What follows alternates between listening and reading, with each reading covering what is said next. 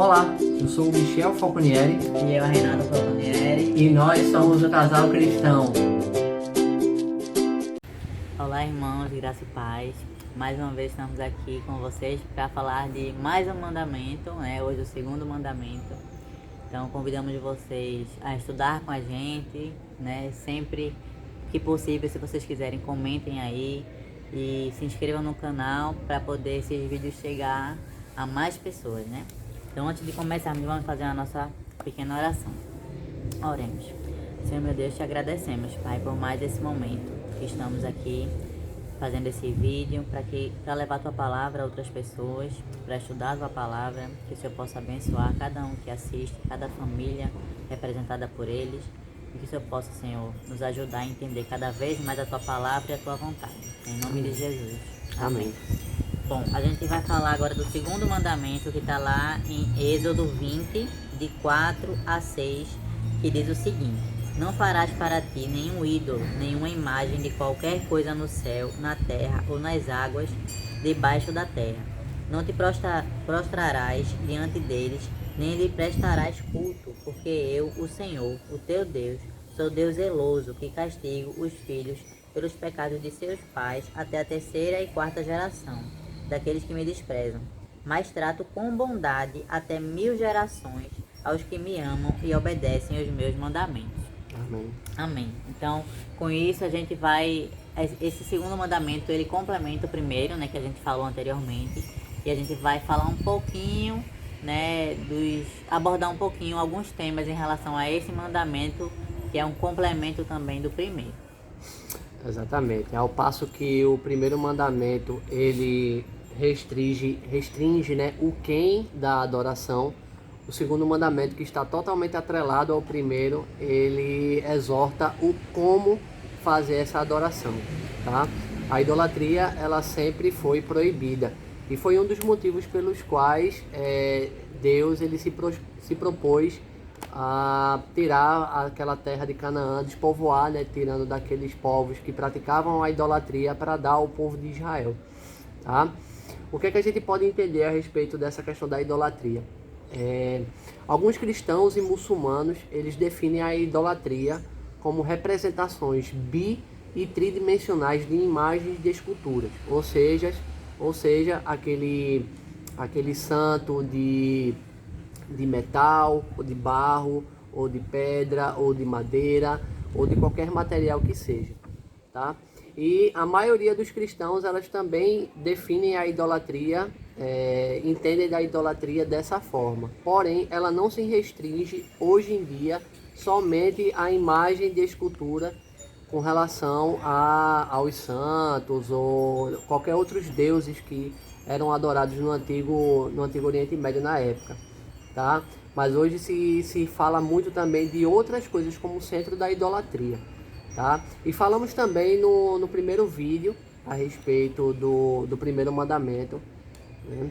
A respeito da idolatria com o poder, com o sexo e com o dinheiro. E como a gente falou que o segundo mandamento ele está bem atrelado ao primeiro, né? Ao passo de que um é o quem e o segundo é o como. Ainda assim, hoje em dia as pessoas ainda adoram esses outros deuses, essas outras imagens, tá? Então, o que é que acontece? Uma coisa que Renata leu aqui durante essa explanação é que Deus ele diz que é zeloso, né, e que ele castiga até a terceira e quarta geração, mas ele abençoa até 1000 gerações daqueles que o amam e que obedecem aos mandamentos. Então, esse contraste entre a curta duração das consequências pelo pecado e essa longuíssima duração com relação às bênçãos, esse é o contraste que denota o amor e a misericórdia do nosso Senhor. Amém? A segunda aplicação aqui com relação ao antigo Israel é o seguinte: sabemos muito bem que o decálogo ele é dividido em mais ou menos 2 tópicos. O primeiro é em relação ao amor entre o ser humano e Deus, que é gerido entre o primeiro e o quarto mandamento, tá? E a segunda parte do decálogo que é mencionada em que é o amor entre o próximo, né, a pessoa, e o seu próximo.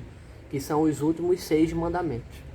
Tá? Tanto que no Novo Testamento, Jesus indaga um jovem quais eram os principais mandamentos, e ele diz, né, ama o Senhor de todo teu Deus, de todo o teu conhecimento, de toda a tua forma, de toda a tua força, todo o teu coração, e o segundo, ama o teu próximo como a ti mesmo.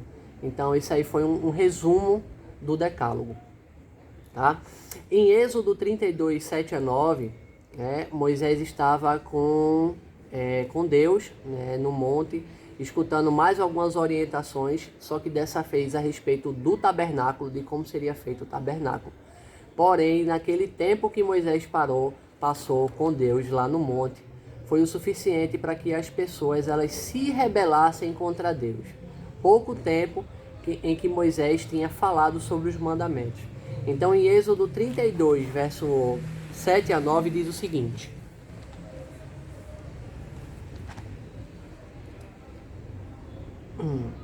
Então disse o Senhor a Moisés: Vai, desce, porque o teu povo que fizeste sair do Egito se corrompeu, e depressa se desviou do caminho que lhe havia eu ordenado. Fez para si um bezerro fundido, e o adorou, e lhe sacrificou. E diz: São estes, ó Israel, os teus deuses, que te tiraram da terra do Egito. Amém? Então, se você entender aqui o contexto, se você entender, prestar atenção aqui na expressão que ele usa, depressa se desviou, ou seja, fazia um pouquíssimo tempo que Moisés tinha explanado os 10 mandamentos, e após Moisés subiu ao monte novamente para receber orientação a respeito do tabernáculo, o povo de Israel se corrompeu mais uma vez. Tá? Os povos próximos de Israel, como mencionado ontem, eles eram politeístas. Isso é um resultado da idolatria, e como eu falei anteriormente, a idolatria era proibida. Porque para esses povos era impossível a ideia de que apenas um Deus pudesse ser responsável por toda a criação da terra.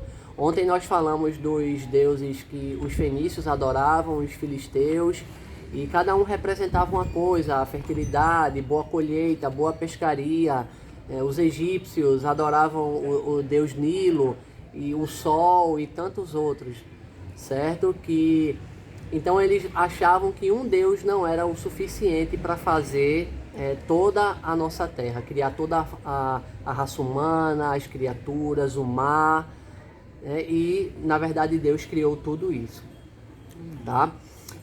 Outra coisa a respeito do antigo Israel, que é o nosso segundo tópico, e aí eu quero fazer uma perguntinha para vocês fazerem uma reflexão quando vocês forem ler a Bíblia, tá bom? Porque o túmulo de Moisés ele não foi conhecido do povo de Israel? Essa é uma pergunta para vocês aí estudarem em casa, tá? E a resposta ela é simples, de modo que Deus foi quem enterrou o corpo de Moisés para que aquele local não fosse sabido pelo povo de Israel, e aquele local ele não virasse um local de adoração, de idolatria, porquanto Moisés tudo fez pelo povo, claro, com o poder de Deus. Ele foi intermediador entre Deus e o povo.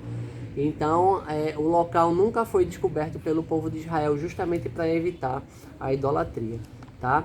E a infidelidade aí do povo de Israel para com Deus, que foi um assunto que eu mencionei até no primeiro vídeo, foi um dos motivos para que o povo caísse em desgraça, fosse levado em cativeiro, tivesse pobreza e todas as outras coisas ruins que vieram aí ao povo de Israel. Idolatria, infidelidade espiritual e essas coisas. É verdade. Bom, o próximo tópico fala de exemplos de Jesus, né? E aí a gente vai ler aqui um textinho que está lá em Mateus 11, 27. Cadê? Deixa eu achar aqui o meu. Todas as coisas me foram entregues por meu Pai. Ninguém conhece o Filho a não ser o Pai, e ninguém conhece o Pai a não ser o Filho, e aqueles a quem o Filho quiser revelar. Amém. Amém. Então isso aí já mostra o grau de comunhão entre Deus e Jesus, né? Mostra o tamanho, né, da unicidade disso, do relacionamento, né? Se um sem o outro e vice-versa. E também fala, a gente separou um textinho aqui que está lá em Mateus 16:16, que Simão Pedro disse: Tu és o Cristo, o Filho do Deus vivo. Né? Isso aí só mostra também que também os seus discípulos o conheciam como o Filho do Deus vivo. Então, isso mostra o tamanho, né, de Jesus, do que ele fazia e também a sua comunhão com Deus. Aí aqui, ó, Jesus sempre tinha os seus momentos de oração. De madrugada, em várias passagens bíblicas, é possível ler expressões como se retirou para orar, foi ao monte orar. Então, inclusive na crucifixão, né? Antes disso, ele teve o seu momento de orar, com o Pai, né? Sozinho. Ele se retirou enquanto os outros dormiam e foi orar, foi falar com Deus mais uma vez. Então, isso só mostra que a gente também, nesse quesito, também tem que imitar Jesus em tamanha comunhão, né? Buscar sempre orar para que Deus ele também fale conosco. Às vezes a gente diz que Deus não fala com a gente. Mas será que não é porque a nossa Bíblia ela está fechada demais, que a gente não está ouvindo, né? Então eu quis trazer para vocês um pouquinho dessa parte do exemplo de Jesus. Exatamente. Com relação às aplicações de hoje, né, nos dias de hoje, uma vez eu li um comentário, uma resenha no Facebook a respeito de um homem que levava a sua Bíblia debaixo do braço e havia um outro que estava levando uma Bíblia semelhante, porém bem fininha. Então o homem ele perguntou: amigo, o que é isso que você está levando debaixo do braço? Ele disse que é a minha Bíblia. Então o outro rapaz perguntou: mas ela não está um pouco fina demais para ser uma Bíblia? Então ele respondeu: é porque eu tirei as coisas da Bíblia que eu não gosto muito, que não estava muito de acordo com o meu viver, com a minha comunhão, então eu tirei. Né? Então isso mostra como as pessoas hoje negligenciam, né, a leitura da Bíblia. As pessoas hoje em dia elas querem adequar a Bíblia a você. Exatamente. E não você a Bíblia. Exatamente. O erro está aí. Exatamente, porque você é justamente o oposto. Você que tem que se enquadrar na Bíblia, porque a Bíblia é a palavra escrita de Deus, né? Então o que é que acontece? Porque o segundo mandamento ele proibia a criação de imagens de escultura para fins de adoração, né? Por quê? Porque por mais que você colocasse aí ouro, pedras preciosas, diamante, o que você quiser colocar nessa imagem, ela nunca chegará na grandeza que é do nosso Deus. Aquela imagem de escultura, ela nunca vai poder fazer um milagre na sua vida, ela não tem comunhão com você, porque aquilo ali não passa de um ídolo, tá? Que não tem vida nele. Lembra que eu li no nosso primeiro vídeo sobre os 10 mandamentos, eu falei do texto de Abacuque, que fala sobre os ídolos de pedra e de madeira, que eles não têm fôlego algum, e sim Deus. Então a gente tem que levar a adoração somente a Deus, tá? E não precisa de imagens.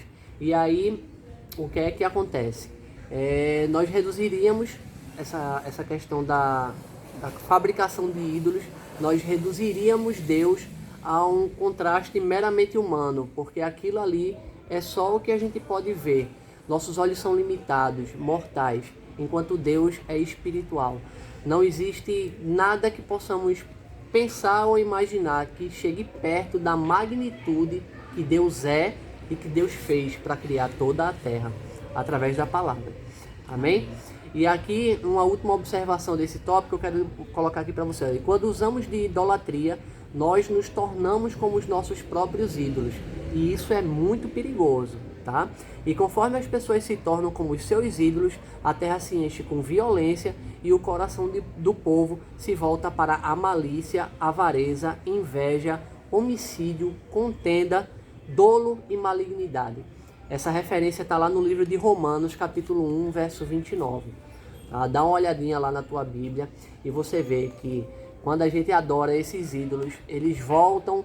Lembra que no primeiro episódio nós falamos que eles voltam, esses deuses eles voltam para nos destruir, para nos desapontar, para nos machucar, porque eles não são verdadeiros deuses. A mesma coisa é a idolatria. Ela não serve para nada a não ser para afastar você do seu relacionamento com Deus. É verdade, amém. Bom, para quase finalizar, eu trouxe 3 perguntinhas, né? A primeira é, para a gente refletir, né? A primeira é, você acha que Deus, ou Jesus, né? Precisa delegar o seu poder de agir? Mais uma vez a gente quer falar aqui para vocês que a gente não quer ferir, certo? Aquilo que você acredita, Porque é o que a gente, às vezes o Michel fala assim, aquilo ali é de barro e não vai poder fazer milagres. A gente sabe o quanto os católicos creem, né, em santos e tudo mais. A gente não quer ferir em momento nenhum vocês, tá certo? Mas a gente tem que falar, a gente vai falar aquilo que a gente acredita, certo? Então, vamos pensar um pouquinho, será que Jesus, ele precisaria delegar o seu poder para algum santo? Será que ele precisaria dizer assim, como uma repartição, dividir tarefas, você é desse distrito, você vai tomar conta aqui? Será? Porque se a gente olhar direitinho, a gente vai ver que ele é onisciente, onipresente e onipotente. Então, o mundo inteiro, todo o seu universo, tudo responde a Deus. Então, se você parar para pensar um pouquinho nesse quesito, será realmente que ele precisaria delegar? É verdade. Né? Então, fica essa reflexão. A segunda qual o seu ídolo atual? Né? Será que você tem algum ídolo aí na sua casa que não seja de barro, que não seja de ferro, que não seja de bronze? Será que o seu marido, por exemplo, como eu mencionei anteriormente, será que o seu marido não está sendo o seu ídolo? Ele está acima de Deus para você? Será que é um filho seu, né, que você por algum motivo se afasta de Deus por conta de um filho? Então, muitas vezes a gente tem um ídolo na nossa casa que ele não é um santo propriamente, mas ele é algo que está tomando o lugar de Deus na sua vida. Exatamente. E a outra, para finalizar, se você quer decidir hoje colocar Deus em primeiro lugar. Eu separei aqui um versículo que está lá em 1 João 2:1, que diz assim: Meus filhinhos, escrevo a vocês essas coisas para que vocês não pequem. Se, porém, alguém pecar, temos um intercessor junto ao Pai, Jesus Cristo, o justo. Amém. Amém. Então, esse trechinho era mais para a primeira reflexão, né? Será que ele precisa delegar? Porque a própria palavra diz que ele que é o nosso intercessor, ele que é o nosso advogado, né? E que a gente não deve adorar outros deuses. Então, se você parar para refletir um pouco, estudar a fundo a Bíblia, abrir o seu coração e a sua mente para o Espírito Santo trabalhar e dar você um entendimento disso, você vai ver que só Jesus, ele tem um relacionamento próprio com Deus para fazer por nós aquilo que ele fez, a crucifixão, intercessão por nós. Então, queria que vocês parassem para pensar um pouco nisso. E como eu falei, a última pergunta é se vocês querem colocar Deus em primeiro lugar, né? Porque muitas vezes nós não estamos colocando ele em primeiro lugar, né? Às vezes a pessoa faz, isso é tão duro, meu marido é tão importante, minha mulher é tão importante, porque ela não pode estar em primeiro lugar? Porque esse primeiro lugar, ele é de Deus. Então, o que te afastar dele, você tem que afastar de você, certo? Se o seu marido faz com que você se afaste de Deus, um filho, uma mãe, um sobrinho, não interessa, um trabalho. Muitas vezes a gente tem que recusar trabalhos, né, por conta do sábado. E para as pessoas isso é loucura e não entendem por que a gente faz isso. Mas só quando a gente realmente tem uma convicção da palavra é que a gente vai entender. Então a gente convida vocês a entender isso também. Exatamente. Como falamos anteriormente, não estamos puxando sardinha para nenhuma igreja. É verdade. Até porque não menciona, claro que as pessoas que acompanham o nosso canal sabem de qual igreja nós pertencemos. Porém, nós não estamos levantando estandarte ou bandeira de igreja, porque aqui se trata da palavra de Deus, que é a nossa única regra de fé e doutrina, tá bom? Amém. E isso que a Renata falou, ela leva muito para essa última reflexão que a gente vai fazer aqui para finalizar o nosso vídeo, que diz o seguinte: o segundo mandamento é o complemento perfeito do primeiro mandamento. As pessoas que tomaram a decisão de colocar a Deus no centro de sua existência não permitirão que qualquer coisa criada ocupe o lugar que pertence somente ao Criador. O apóstolo Tiago, ele chamou os 10 mandamentos de lei perfeita, lei da liberdade. Está lá em Tiago 1:25. Claro que falamos apenas de 2 mandamentos, mas como diz o Salmo 119, verso 165, grande paz tem os que amam a tua lei, para eles não há tropeço. Amém. Essas palavras representam a plenitude de viver os mandamentos de Deus com amor e inteireza de coração. Amém. Amém? Então isso complementa aí o que falamos várias vezes sobre não estarmos puxando aí sardinha para nenhuma igreja, Nós estamos apenas querendo que você abra os seus olhos, que você estude mais a Bíblia e que você tenha uma comunhão genuína com o nosso Criador. Tá? Ele te convida todos os dias para você ir até Ele, independente do pecado que você tenha, independente da culpa que você tenha, mas Ele quer que você se achegue a Ele, tá? Porque Ele vai te perdoar todos os pecados, mesmo que você esteja vermelho, com as suas vestes vermelhas de pecado. Ele vai transformar essas vestes em vestiduras brancas, né? Porque o sangue de Cristo que foi derramado no Calvário, ele fez esse sacrifício por mim, por ela, mas fez por você também. Amém. Amém? Então aqui encerramos esse segundo mandamento, né? Curta, se inscreve e compartilha, porque muitas pessoas ainda não conhecem a palavra de Deus e a gente precisa espalhar esse amor por aí. E até o próximo vídeo, se Deus permitir. Fiquem Amém. com Deus.